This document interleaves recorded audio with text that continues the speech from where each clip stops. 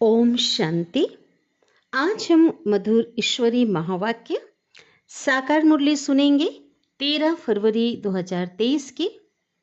तो ज्ञान का सागर, बुद्धिवानों की बुद्धि, परमपिता परमात्मा ने आकर के हम बच्चों को आदि मध्य अंत का रचयिता रचना का ज्ञान देकर हमें बेसमझ से समझदार बनाया, हमें आस्तिक बनाया। तो बाबा कहते हैं हम बच्चों में भी जो समझदार ज्ञानी तो आत्मा वह है जो कोई भी कार्य करने से पहले सोचता है और उसके बाद करता है, उसे ही ज्ञानी तो आत्मा समझदार कहेंगे। बाबा एग्जाम्पल दे रहे हैं कि जैसे बड़ा कोई आदमी होता है दुनिया में, पद पोजीशन के हिसाब से कोई बड़े आदमी होते हैं, तो वो जो भी भोजन करते हैं तो भोजन करने से पहले उनके भोजन की जांच पड़ताल की जाती है कि कहीं उसमें पॉइजन तो नहीं है या यह भोजन उसको नुकसान तो नहीं करेगा। उसके बाद जो है वो भोजन करते हैं। तो बाबा ने कहा कि आप जो आत्माएं हैं, आप श्रेष्ठ आत्माओं का जो भोजन है वो संकल्प है और वो संकल्प बुद्धि का भोजन है। तो बाबा कहते आप बच्चों को भी आप बच्चे तो बड़े से बड़े आदमी हो ना, बड़े से बड़े बाप के इतने बड़े बच्चे हो। तो बाबा कहते आप बच्चों को भी क्या करना है, पहले चेक करना है कि जो बुद्धि का भोजन संकल्प है कि ये इससे कोई नुकसान तो नहीं है, हम कौन सा भोजन ले रहे हैं। उस संकल्प को चेक करके बाबा कहते कर्म में लाओ। तो जब संकल्प को सोच को चेक कर लेते हैं कि अगर श्रेष्ठ संकल्प है तो संकल्प के आधार से क्या होता है, बाबा ने कहा वाणी और कर्म तो संकल्प के आधार से चलते हैं। अगर श्रेष्ठ संकल्प है तो जो वाणी जो मुख से निकलेगी और जो कर्म होगा वो भी बहुत श्रेष्ठ होगा। तो बाबा कहते जहाँ श्रेष्ठता है ना, समर्थता है, वहाँ ही कमाई है। इसलिए बाबा ने कहा ये जो संगम युग है यहाँ पे ऐसी कमाई आप बच्चों को मैं कराता हूँ, आप बच्चे करते हो जो कोई नहीं कर सकता, क्योंकि हर कदम में पद्मों की कमाई है। हाँ, कदम कदम पर आपका जो संकल्प बोल और कर्म में अगर श्रेष्ठता है तो आप बहुत कमाई कर सकते हो। तो ये बाबा ने कहा यही जो ज्ञानी तो आत्मा उसे ही कहेंगे, उसका ही क्या है ये लक्षण है। साथ ही बाबा ने कहा कि आप जो है परमात्मा के संतान हो, है ना, पूरा विश्व जो है वो ईश्वर की संतान है। तो आपस में आप सब कौन हो गए, भाई बहन हो गए। तो भाई बहन हो गए तो बाबा कहते आपकी जो दृष्टि है ना वो क्रिमिनल नहीं हो सकती, किसी के लिए भी गलत दृष्टि, अपवित्र दृष्टि आपकी जा नहीं सकती। तो बाबा कहते एग्जाम्पल दिया क्योंकि आप सभी आत्मा हो और आत्मा आत्मिक दृष्टि बाबा ने हमें दिया है, बताया है। और साथ ही बाबा ने कहा कि एक एग्जाम्पल दिया बाबा ने कि सूरदास के लिए मिसाल देते हैं कि सूरदास जी जो संत थे और वो देख नहीं सकते थे, तो नेत्रहीन थे। लेकिन बाबा ने कहा कि वो जो सूरदास थे वो शुरू से उन नेत्रहीन नहीं थे। हम सभी ने कहानी पढ़ी हुई है कि वो सूरदास जी जो थे वो एक बार किसी महिला के घर भिक्षा मांगने गए। तो जो महिला युवा महिला थी और बहुत सुंदर थी, और वो महिला ने उनको दिया। तो उनको देख करके उनके मन में जो है एक हलचल मच गई, विचलित हो गया मन थोड़ी देर के लिए। लेकिन अगले क्षण उन्हें आभास हुआ कि ये मैंने क्या कर दिया, ये संकल्प आना भी मेरे लिए संत के लिए तो बहुत गलत है, ये तो माता बहन है। और उन्होंने क्या किया, उस महिला से सोई मांग करके अपने आप को दंड दिया। उसने सोचा कि आँखों की गलती है कि आँखों ने ऐसा क्यों देखा, और दोनों आँखें क्या की, सुई से फोड़ डाली और जो है नेत्रहीन बन गए। तो बाबा कहते हैं कि जब तक दैहिक दृष्टि होगी ना तब तक आंखें क्रिमिनल हो सकती है, चंचल हो सकती है। लेकिन बाबा ने कहा कि आपको तीसरे नेत्र से, है ना, बुद्धि रूपी नेत्र से आप बच्चों को देखना है, आत्मिक दृष्टिकोण से देखना है। क्योंकि अंदर वृत्ति अगर शुद्ध होगी तो दृष्टि भी कैसी होगी, शुद्ध होगी। फिर बाबा ने कहा कि शरीर निर्वाह तो करना है, लेकिन शरीर निर्वाह करते हुए इस दुनिया से क्या करना है, बेहद का बुद्धि से आप बच्चों को संन्यास करना है। तो अभी हम सुनते हैं विस्तार से आज के महावाक्य को। आज की मुरली का सार। मीठे बाबा कहते हैं, मीठे बच्चे, यह गॉड फादरली वर्ल्ड यूनिवर्सिटी है ना, भगवान का ये कॉलेज है। मनुष्य से देवता, नर से नारायण बनने की है। जब यह निश्चय पक्का हो तब तुम ये पढ़ाई पढ़ सको, है ना। बाबा कहते बिना निश्चय के ये पढ़ाई कोई पढ़ ही नहीं सकता। प्रश्न, 2 प्रश्न है। तो आज की मुरली का पहला प्रश्न, मनुष्य से देवता बनने के लिए तुम बच्चे इस समय कौन सी मेहनत करते हो? उत्तर है, आँखों को क्रिमिनल से सिविल बनाने की, है ना, स्वच्छ बनाने की, और साथ साथ मीठा बनने की। क्योंकि जिस दुनिया में जा रहे हो, सतयुग में सबकी आँखें सिविल है, सबकी जो दृष्टि है बहुत ही शुद्ध है, पवित्र दृष्टि है। तो बाबा कहते वहाँ ये मेहनत करनी नहीं होती। कहाँ? सतयुग में। और यहाँ पतित शरीर और पतित दुनिया में तुम बच्चे आत्मा भाई भाई हो। बाबा कहते पुरुषार्थ यहाँ ही आप बच्चों को करना है, और ये निश्चय रख करके आँखों को सिविल बनाने का आप बच्चे क्या कर रहे हो? पुरुषार्थ कर रहे हो। क्योंकि सभी आत्मा है, हर शरीर में आत्मा है, और सब एक पिता के बच्चे भाई भाई हैं। तो बाबा कहते आत्मिक दृष्टि को क्या कर रहे हो? पक्का कर रहे हो। प्रश्न है, दूसरा प्रश्न, भक्तों की किस एक बात से सर्वव्यापी की जो बात है वो गलत हो जाती है ना। वैसे तो बहुत सारी बातें हैं, है ना, सर्वव्यापी की जो बात को गलत सिद्ध करने के लिए, लेकिन आज की मुरली में है। और सबका बाबा जो कह रहे हैं कि हे बाबा, आप जब आएंगे तो हम आप पर वारी जाएंगे, कुर्बान जाएंगे। ऐसे भक्तों ने कहा था। द्वापर युग से भक्त ऐसा कहते आए। तो आना सिद्ध करता है, भगवान का आना, कि वह यहाँ नहीं है। उनका बुलाना और भगवान का आना क्या सिद्ध करता है? कि वह यहाँ है ही नहीं। तो ये बहुत अच्छी पॉइंट है ये, सर्वव्यापी को गलत सिद्ध करने की। ओम शांति।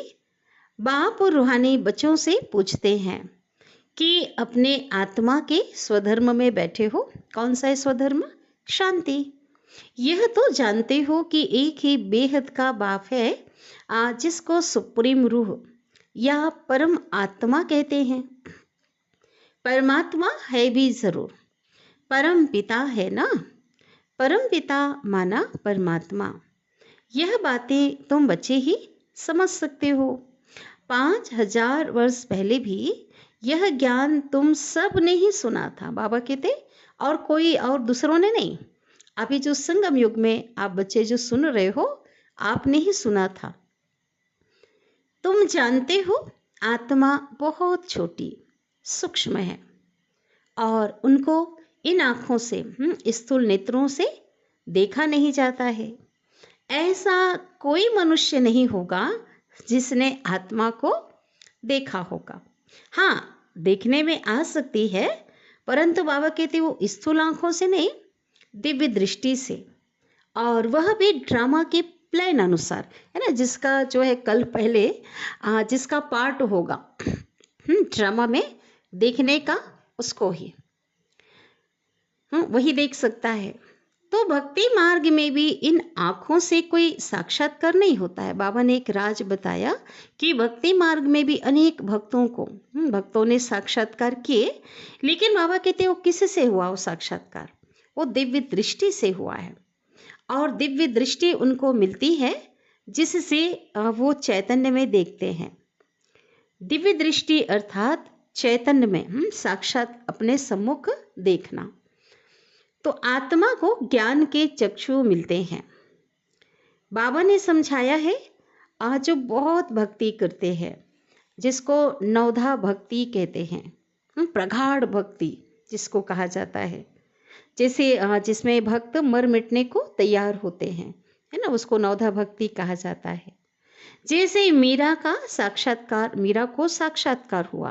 किसका साक्षात्कार होता था मीरा को? कृष्ण का। और कृष्ण के साथ क्या करती थी मीरा? डांस करती थी। तो उस समय बैकुंठ का समय तो नहीं था। मीरा को 500-600 वर्ष हुआ होगा, माना कलयुग का ही समय था ना। तो बाबा कहते हैं उस समय तो बैकुंठ तो था नहीं, जो पास्ट हो गया, तो वह दिव्य दृष्टि से देखा जाता है ना। कृष्ण जो है वो सतयुग का राजकुमार है, सतयुग का प्रिंस है। और जिस समय उनको साक्षात्कार हुआ तो 1250 वर्ष का कलयुग होता है, तो 500-600 वर्ष है हुआ तो कलयुग की थी मीरा। तो उनको जो दर्शन हुआ, जो साक्षात्कार हुआ, वो बाबा ने कहा दिव्य दृष्टि से हुआ। हनुमान गणेश आदि के चित्रों की जो बहुत भक्ति करते हैं, और भक्ति करते करते जैसे उसमें लय हो जाते हैं, है ना, डूब जाते हैं, लीन हो जाते हैं, तो उनको भी साक्षात्कार होता है। बाबा ने कई बार बताया कि साक्षात्कार की चाबी मेरे पास है, और उनकी भावना का भाड़ा देने के लिए मैं क्या करता हूँ, उनको साक्षात्कार कराता हूँ। तो भल बाबा कहते साक्षात्कार उनको होगा, दीदार होगा, लेकिन उससे कोई उन्हें मुक्ति नहीं मिल सकती। मुक्ति और जीवन मुक्ति का जो रास्ता है वो बाबा कहते बिल्कुल न्यारा है। हाँ, थोड़ी देर के लिए वो देखकर वो खुश हो जाते हैं। बाबा कहते उससे ज़्यादा तो और कुछ प्राप्त उन्हें होता नहीं। भारत में भक्ति मार्ग में ढेर मंदिर होते हैं, वहाँ शिवलिंग भी रखते हैं। कोई छोटा बनाते हैं शिवलिंग और कोई बड़ा बनाते हैं। अभी तुम समझते हो जैसे तुम आत्माएं सब भाई भाई हो, तो बेहद का जो पिता है, बाप है, वो एक है। बाकी सब आत्माएं भाई भाई हैं, पार्ट बजाते हैं। तो ये सब बाबा कहते जो बातें हैं वो समझने की है। ये ज्ञान को बहुत गहराई से समझने की है। और यह ज्ञान की बातें जो एक परमपिता परमात्मा ही समझाते हैं। तो जिन्हों को समझाते हैं बाबा कहते वो समझकर क्या करते हैं, वो औरों को समझा सकते हैं।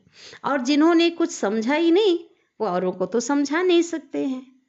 पहले पहले एक ही निराकार बाप समझाते हैं, उनके लिए ही फिर कह देते हैं सर्वव्यापी है।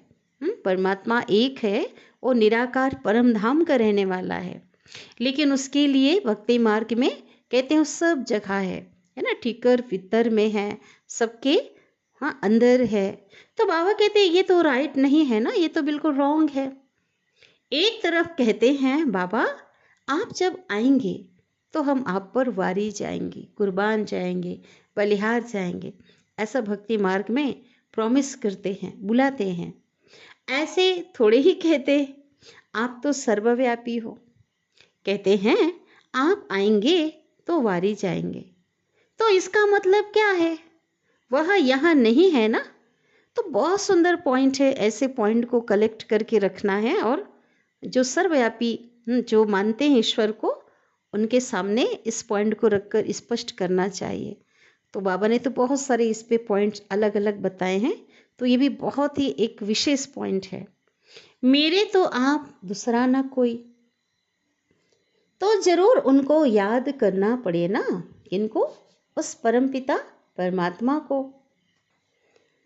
यह बाप ही बैठ बच्चों को समझाते हैं, और इसको ही रूहानी नॉलेज कहा जाता है। यह जो गाया जाता है, आत्माएं और परमात्मा अलग रहे बहुकाल, और सुंदर मेला लग गया, सतगुरु मिला दलाल। तो इसका हिसाब भी लगाया जाता है कि कितने समय से आत्माएं परमात्मा से अलग थे। बहुत काल से अलग तुम आत्माएं रहती हो। हिसाब कौन सा लगाया बाबा ने, क्या बताया, 5000 वर्ष। आप बाप के पास आए हो राजयोग सीखने। बाप तो सर्वेंट है ना। बाबा कितना निरअहंकारी है। अपने को क्या समझते बाबा, क्या कहते हैं, मैं सेवक हूँ। बड़े आदमी भी जब सही करते, हस्ताक्षर करते हैं ना, तो नीचे लिखते हैं ओबीडियंट सर्वेंट, खाली लिख दिया बस, लेकिन वो ऐसा थोड़ी मानते। तो बाबा तो सब बच्चों का सर्वेंट है, सेवक है। कहते हैं बच्चे, मैं तुम्हारा सर्वेंट हूँ, तुम कितनी हुज्जत से बुलाते हो, भगवान आओ और आ करके हम पतितों को पावन बनाओ। तो पावन होते ही हैं पावन दुनिया में। तो ये तो समझने की बातें हैं ना, बाकी तो सब है कन्न रस, है ना। जो भी हम शास्त्र आदि की जो बातें सुनते हैं, बाबा कहते और उसमें ज्ञान तो कम है, लेकिन वो कन्न रस है, सुनने में अच्छा लगता। तो यह है गॉड फादरली वर्ल्ड यूनिवर्सिटी। भगवान बाप का क्या है ये विश्वविद्यालय। एम ऑब्जेक्ट क्या है, मनुष्य से देवता बनाना। तो बच्चों को यह निश्चय है कि हमको यह बनना है। जिनको निश्चय नहीं होगा वह स्कूल में बैठेगा क्या। निश्चय होगा तो बैरिस्टर से, सर्जन से वो सीखेगा, है ना। अगर वो वकालत कर रहा है तो बैरिस्टर से सीखेगा। अगर वो डॉक्टरी कर रहा है तो सर्जन से सीखेगा, है ना। तो बाबा कहते जिनको निश्चय है, जिनका लक्ष्य होता है, वही उस कॉलेज में, स्कूल में बैठते हैं। तो बाबा कहते इसी प्रकार यहाँ का लक्ष्य क्या है, मनुष्य से देवता बनना। तो जिनका जो है, जिनको निश्चय होगा वही तो आकर के पढ़ाई पढ़ेंगे। तो तुम बच्चे, बाबा कहते हैं अगर एम ऑब्जेक्ट का किसी को पता ही नहीं होगा तो आएगा नहीं। तो तुम बच्चे समझते हो, हम मनुष्य से देवता, नर से नारायण बनते हैं। यह है सच्ची सच्ची सत्य नर से नारायण बनने की कथा। कथा क्यों कहा जाता है, क्योंकि 5000 वर्ष पहले भी ये नॉलेज सीखी थी, है ना। पास्ट की जो बातें हैं ना, जो बीती हुई बात है, उसको कथा कहते हैं। तो बाबा कहते मैं जो सुनाता हूँ ना, ये सच्ची सच्ची जो शिक्षा है, जो कथा है, वो कौन सी है, नर से नारायण बनने की है। नई दुनिया में देवताएं और पुरानी दुनिया में मनुष्य रहते हैं। देवताओं में जो दैवी गुण है वह आज के मनुष्यों में नहीं है। मनुष्य ही उनको देवता कहते हैं और उनके लिए महिमा गाते हैं। कौन सी महिमा, देवताओं के आगे मंदिर में जब जाते हैं, पूजा अर्चना करते हैं, तो क्या कहते हैं, आप सर्वगुण संपन्न, 16 कला संपूर्ण, संपूर्ण निर्विकारी हो। और अपने लिए क्या कहते हैं, मुझ निर्गुण हारे में कोई गुण नहीं, हम पापी हैं, नीच हैं, विकारी हैं। तो अपनी जो है कमी का वर्णन करते हैं और उनकी महिमा गाते हैं। तो बाबा पूछ रहे हैं आप देवताएं कब थे। जरूर कहेंगे सतयुग में थे, ऐसे नहीं कहेंगे कि कलयुग में थे। आजकल मनुष्यों की तमो प्रधान बुद्धि होने के कारण बाप की टाइटल भी अपने ऊपर रख देते हैं, है ना। मनुष्यों ने क्या किया है, अपने पिता का जो टाइटल है वो अपने ऊपर रख दिया है। कौन सा, श्री श्री, है ना। 108 भी जगत गुरु, ना जाने कितने ये मनुष्यों ने अपने ऊपर रख दिए हैं। तो बाबा कहते वास्तव में श्रेष्ठ बनाने वाला, श्री बनाने वाला, श्री श्री तो एक निराकार परमात्मा पिता है।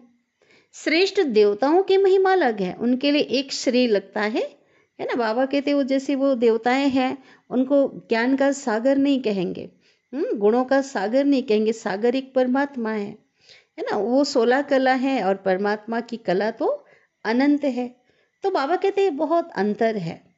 अब एक कलयुगी सन्यासियों के लिए भी बाबा ने समझाया है कि जो सन्यास है ना वो 2 प्रकार का है। एक खद का सन्यास, है ना, घर परिवार को छोड़ करके वो जंगल में जाते हैं, घर परिवार का सन्यास करते हैं। और दूसरा है बेहद का सन्यास, जो बाबा हम बच्चों को सिखाते हैं। तो वो लोग जो सन्यासी हैं वो ऐसा कहते हैं हमने घर बार आदि सब छोड़ा है। परंतु बाबा कहते देखो आजकल तो लखपति बन बैठे हैं, उस समय की मुरली थी, अभी तो करोड़पति बन गए ना आज की डेट में। तो सन्यास माना सुख का त्याग करना, और तुम बच्चे बेहद का सन्यास करते हो। क्योंकि समझते हो यह पुरानी दुनिया अब खत्म होने वाली है, इसलिए इनसे वैराग है। वो लोग तो घर बार छोड़कर फिर अंदर घुस आए हैं, मतलब शहर के भीतर घुस आए हैं।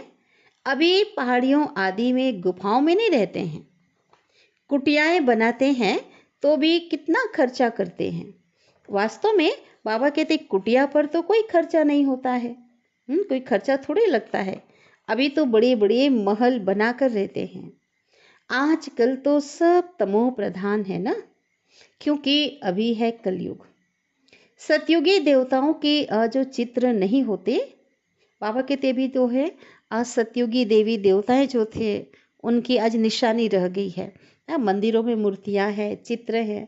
तो बाबा कहते अगर चित्र नहीं होते ना तो स्वर्ग का नाम निशान गुम हो जाता। तुमको समझाया जाता है अब मनुष्य से देवता बनना है।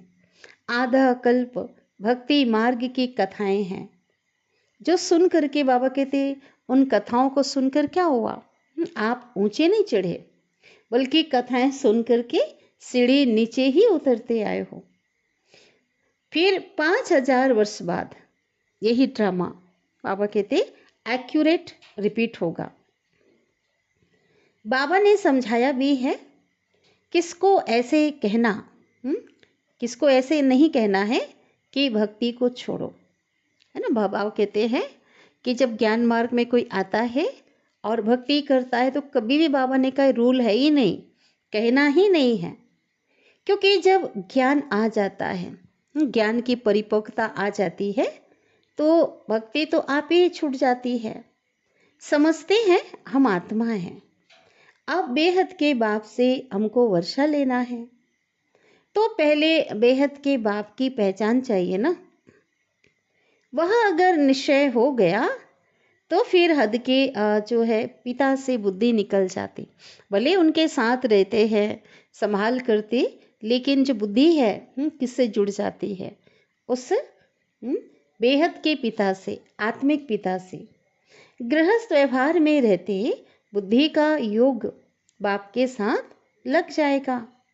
तो बाप खुद कहते हैं कि शरीर निर्वाह अर्थ, शरीर को चलाने के लिए कर्म करते हुए, जो भी धंधा कर रहे हैं, नौकरी कर रहे हैं, तो सब कुछ करते हुए भी बुद्धि में एक बाबा की, उस परमात्मा की याद रहे, देहधारियों की याद ना रहे। ये बाबा हमें बार बार कहते हैं।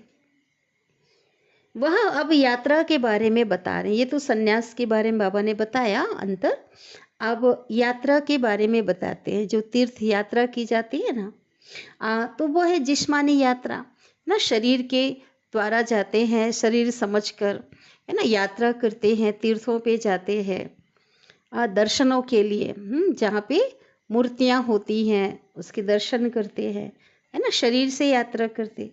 तो बाबा कहते हैं उसके अपोजिट आपकी जो यात्रा है वो रूहानी यात्रा है ना। इसमें धक्का नहीं खाना होता है, शरीर से एक स्थान से दूसरे स्थान पे बाबा कहते हैं इसमें जाना नहीं होता है, और इसमें कोई कठिनाई नहीं है, कोई खर्चा नहीं है, कोई थकावट नहीं है।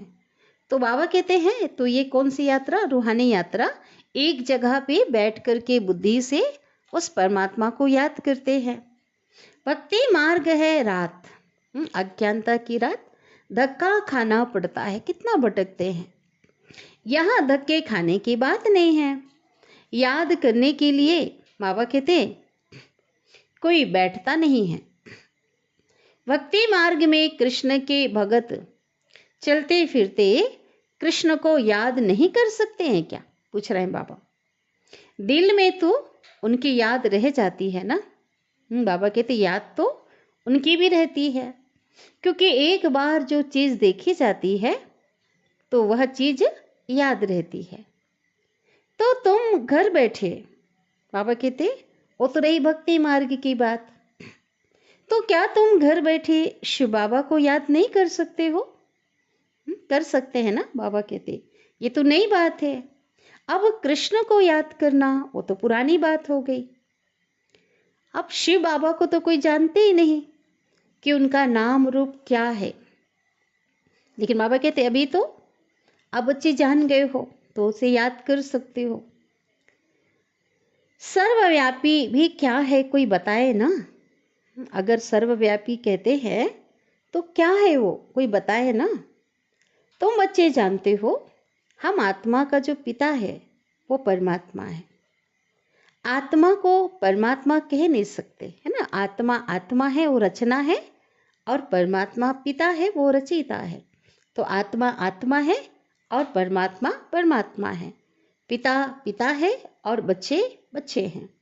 तो अंग्रेजी में आत्मा को सोल कहा जाता है। तो इस सृष्टि में एक भी ऐसे मनुष्य नहीं है जो अपने पारलौकिक बाप को जानता हो। यथार्थ रीति कोई भी नहीं जानता। भले याद करते हैं हमारा वो पिता है, लेकिन बाबा कहते कोई जानता ही नहीं। वह बाप ही ज्ञान का सागर है और उसमें नॉलेज है। कौन सा ज्ञान है? मनुष्य को देवता बनाने की। तो बाबा रोज कहते हैं, बाबा कहते हैं रोज रोज मैं गुह्य गुह्य बातें आप बच्चों को सुनाता हूँ। लेकिन इन सभी बातों में जो मुख्य बात है, जो आप बच्चों को याद रहनी चाहिए, वो कौन सी है? जो भूलनी नहीं है, वह है याद की, उस परम पिता को याद करने की। और बाबा कहते याद ही भूल जाती है। इसलिए बाबा रोज कहते हैं अपने को आत्मा समझकर अपने पिता परमात्मा को याद करो। मैं आत्मा बिंदी हूँ। कहते भी है ना, चमकता है अजब सितारा। कहते ना भ्रिकुटी के मध्य चमकता है अजब सितारा। ये आत्मा के लिए कहा जाता है। आत्मा जब इस शरीर से निकलती है तो आत्मा इतनी सूक्ष्म होती है जो इन आंखों से देखने में नहीं आती है। कहा जाता है आत्मा निकल गई, है ना।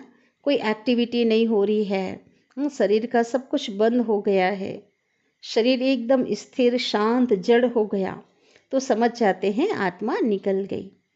और आत्मा जाकर के फिर दूसरे शरीर में बाबा कहते प्रवेश करती है।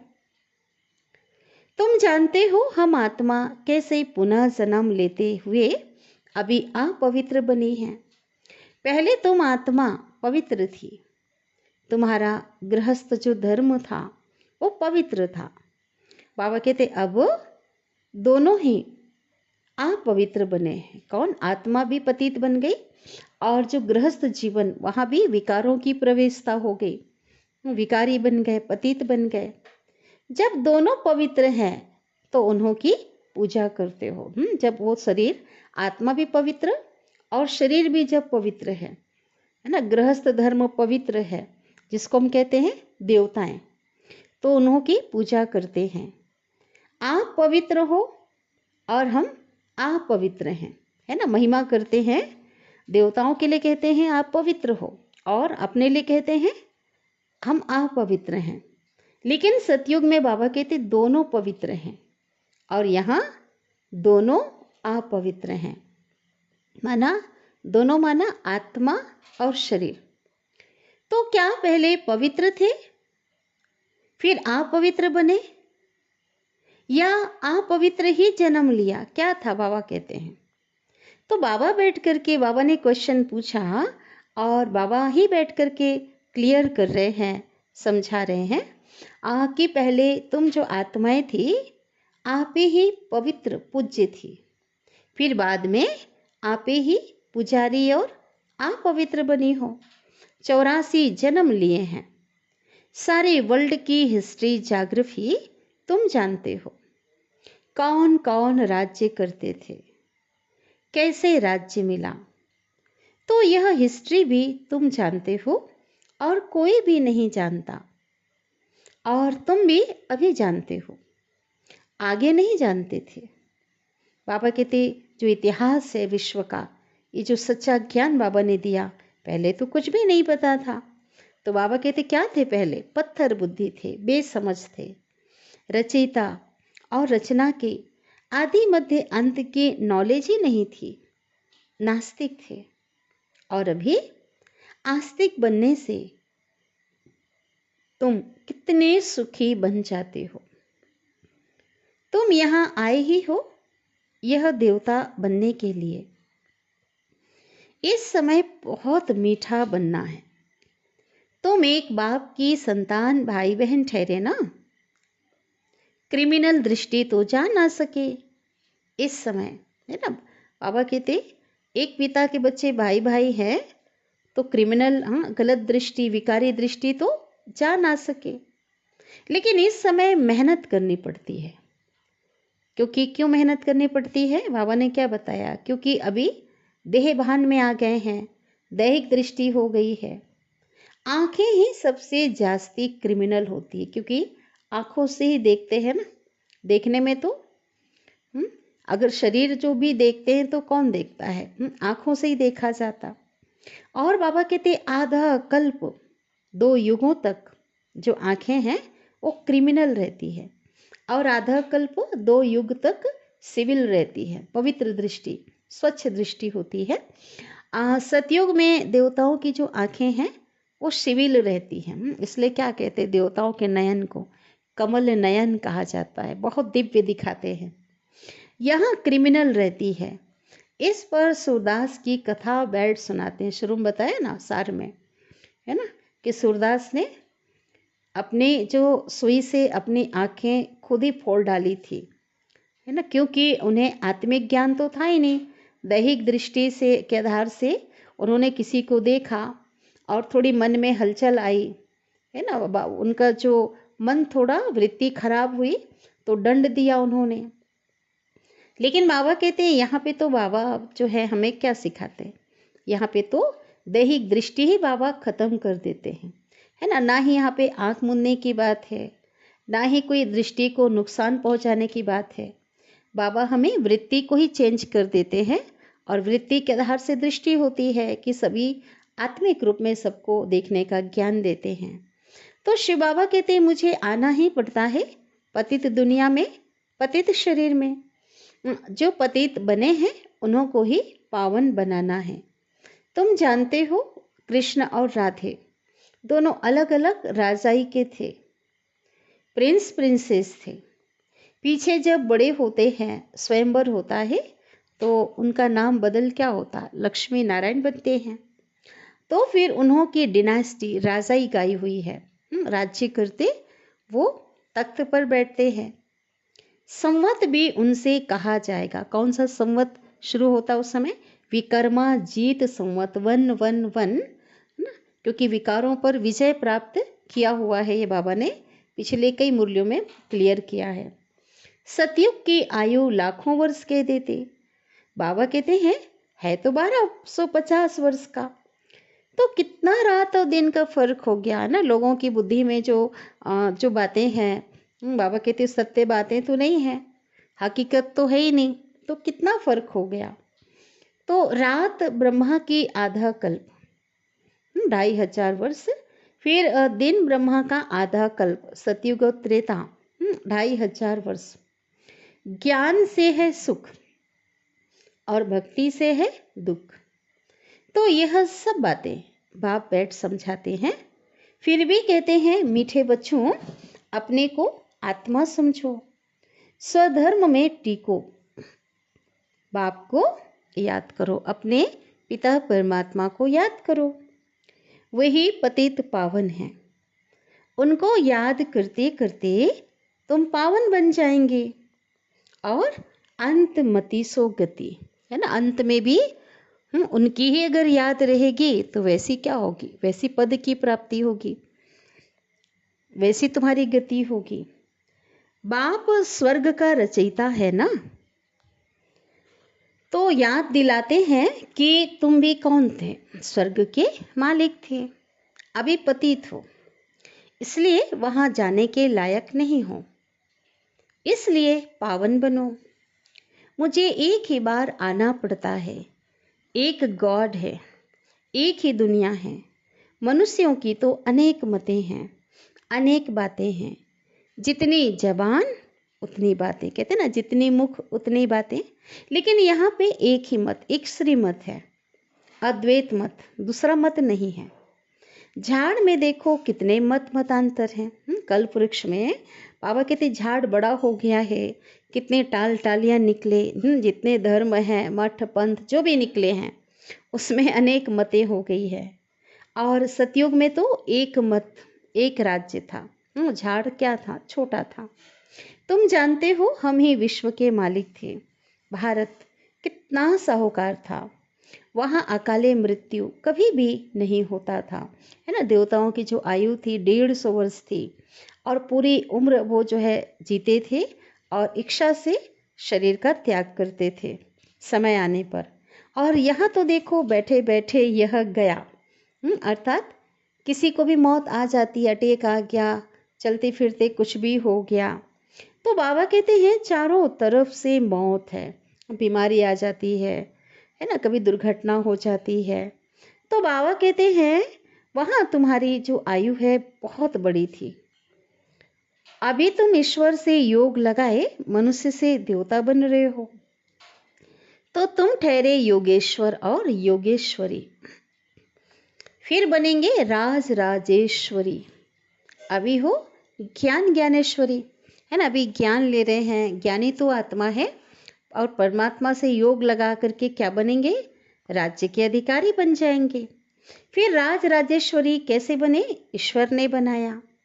अभी तुम जानते हो इन्हों को राजयोग किसने सिखाया, देवताओं को ईश्वर ने। वहां उन्हों की 21 पीढ़ी राजाई चलती है। वह तो एक जन्म में दान पुण्य करने से राजा बनते हैं, मर गया तो खलास। अकाले मृत्यु तो सबकी आती रहती है ना। इस समय की बात है, और सतयुग में लॉ ही नहीं है, ये कायदा ही नहीं है। वहाँ ऐसे नहीं कहेंगे कि काल खा गया, एक खाल छोड़ बाबा कहते दूसरे ले लेते हैं, है ना। बिना तकलीफ से शरीर को छोड़ देते समय आने पर। सर्प का मिसाल, जैसे सांप क्या करता, जब खाल पुराना हो जाता तो उस खाल को उतार देता है। तो बाबा कहते हैं वहां सदैव खुशी ही खुशी रहती है, जरा अभी दुख की बात नहीं।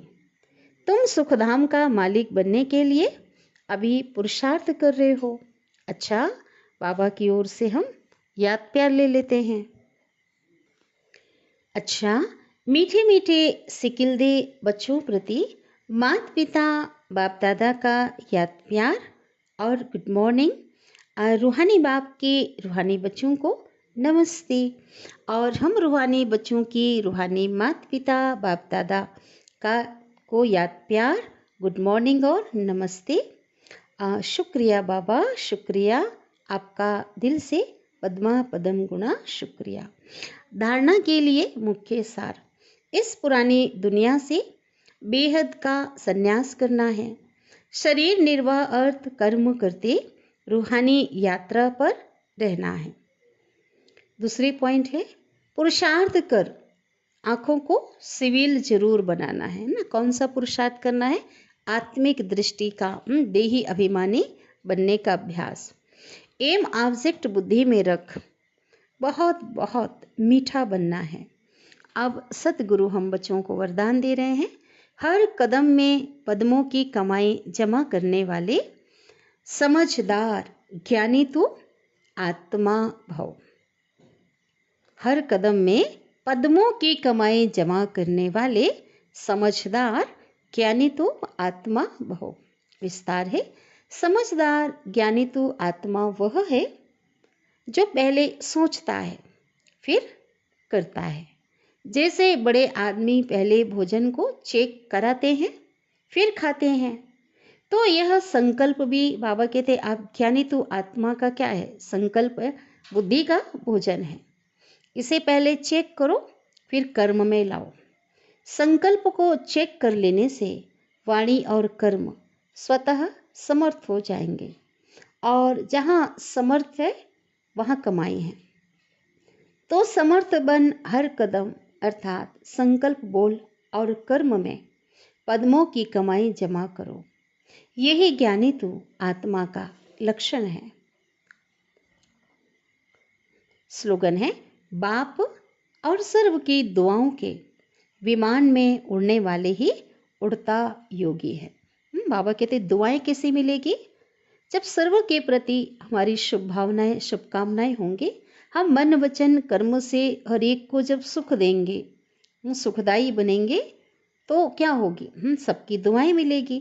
हर आत्मा को परमात्मा का परिचय देंगे, सत्य मार्गदर्शन करेंगे। तो बाबा कहते हैं दुआएं बाबा की भी मिलेगी और सर्व आत्माओं की मिलेगी जब हम श्रीमत प्रमाण चलेंगे। और यही दुआएं ही हमें आगे उड़ाने का माध्यम बन जाएगा।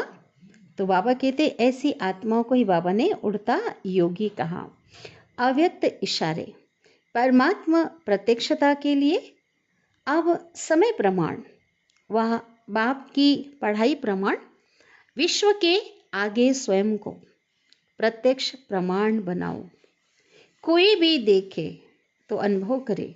बाबा कहते ऐसे बन जाओ आप बच्चे कि आपको कोई भी देखे तो अनुभव करे कि इनको पढ़ाने वाला व इनको ऐसा बनाने वाला स्वयं सर्वशक्तिवान है ना, परमात्मा पिता है। तो यह प्रत्यक्ष प्रमाण ही बाप को विश्व के आगे प्रत्यक्ष करने का सहज और श्रेष्ठ साधन है। अच्छा, ओम शांति।